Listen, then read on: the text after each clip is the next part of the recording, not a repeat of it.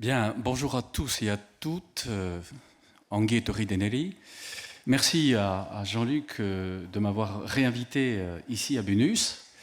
Je suis le député d'une circonscription d'à côté qui connaît, comme vous le savez, des problèmes aigus de logement et de foncier. D'abord la côte basque, de Biarritz à Hendaye, avec une population qui augmente et du terrain qui se fait rare et surtout qui se fait cher. Mais cette situation n'est pas propre à la côte basque. Elle est propre également à ce que l'on appelle le rétro-littoral, c'est-à-dire toute la zone qui est au début des terres intérieures, en marge donc de cette côte.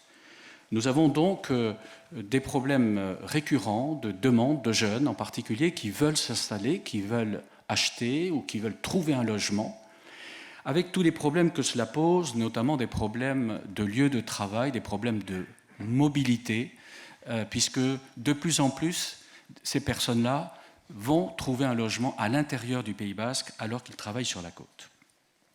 Sur cette question-là, difficile, à laquelle s'ajoute la volonté de préserver les zones agricoles, notre agriculture, nous avons créé effectivement un petit groupe de travail entre élus de la zone rétro-littorale, sur la proposition d'ailleurs de Peyo Etcheverry, qui était conseiller municipal et qui est toujours conseiller municipal de Saint-Jean-de-Luz. Et nous avons essayé ensemble, avec des experts, l'ODAP, l'établissement public foncier local, Jean-Luc Béraud, qui nous a en effet accompagnés à plusieurs reprises, de voir comment on pouvait améliorer cela. Par exemple, nous avons pensé que développer des viagers au bénéfice des communes serait une méthode intéressante précisément pour reprendre en main des biens qui se trouvent notamment dans des centres-bourgs et qui échappent aujourd'hui à la décision de la collectivité. Il nous semble que les propriétaires seraient peut-être rassurés que leurs biens servent à l'intérêt général, et cela permettrait aussi de leur proposer, en termes de rente, des services dont ils ont besoin jusqu'à la fin de leur vie. D'autre part, ça permet aux communes de maîtriser les centres-bourgs et de redévelopper l'habitat et le commerce ou les services. Une autre piste, c'est évidemment le développement des systèmes liés aux organismes de foncier solidaire. Comment faire en sorte que le poids du foncier pèse moins dans la décision de couple, et en particulier de primo-accédants, de posséder un bien, soit un appartement, soit une maison. Et cette proposition nous semble intéressante, à tel point d'ailleurs qu'une commune de ma circonscription, Espelette, a été une commune pilote en la matière, puisqu'il y a eu une réalisation grâce à un organisme foncier solidaire, l'établissement public foncier local, pour réaliser ce type d'opération. De manière plus générale, nous pensons que le logement est un enjeu politique majeur. C'est un enjeu qui est tout à fait transversal, puisqu'il touche aux problèmes du travail, de la mobilité, de la santé, de l'éducation et même de l'intégration. Ça a été un enjeu important lors des dernières élections municipales, ça le sera certainement lors des prochaines échéances. C'est dire combien il est important d'y réfléchir et de faire des propositions.